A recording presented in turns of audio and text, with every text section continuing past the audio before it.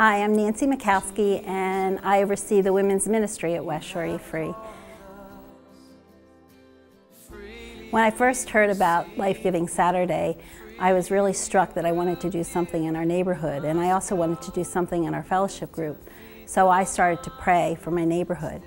And there were several houses that I thought needed help, but it was kind of hard to go up to the door and knock and say, "Hey, I think your house needs some work." So I drove around the neighborhood and I prayed. And one day I got a phone call at work from one of my neighbors needing a ride. And she had never called me before for a ride, but she was stranded at work. And she was one of the houses that I wanted to help out with. So while we were coming home, I talked to her about Life-Giving Saturday and how we would be willing to come out and do some work on her house if she was willing. And she was thrilled. Her home had been for sale for over a year, and her husband had Alzheimer's. And he hadn't been able to do any of the work to fix up the house for the last several years. And they had trouble with water in the basement, so they had moldy carpet which needed to be removed. But what I asked her to do was to make a list of everything she needed, and that we would come down and get the people she needed to help with it, which was kind of presumptuous on my part, but I was really excited to see how God carried through.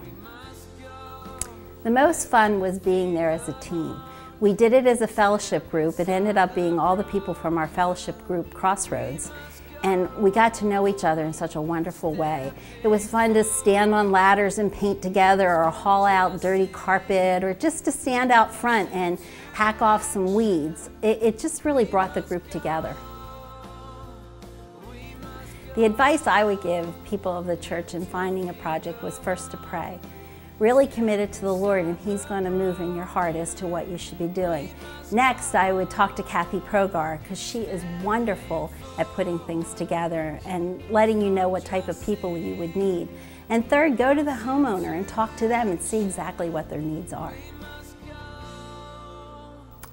What Life-Giving Saturday taught me was how wonderful it is to work together as a team and the value of it.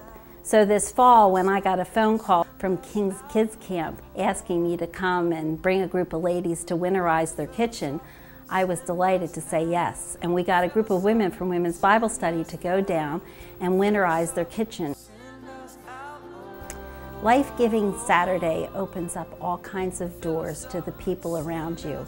It might be your neighborhood, it might be the people you work with, but it opens up opportunities for you to talk about Jesus Christ. And maybe you're afraid to do that, but Christ just talks right through you.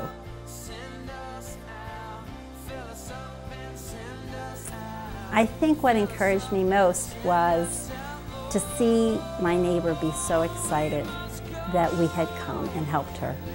When I picked her up from work that day, she was in tears. She said, "I have no one that can help me." And it was just wonderful for her to see that we are a church outside of a church, and that we really wear Christ with skin on.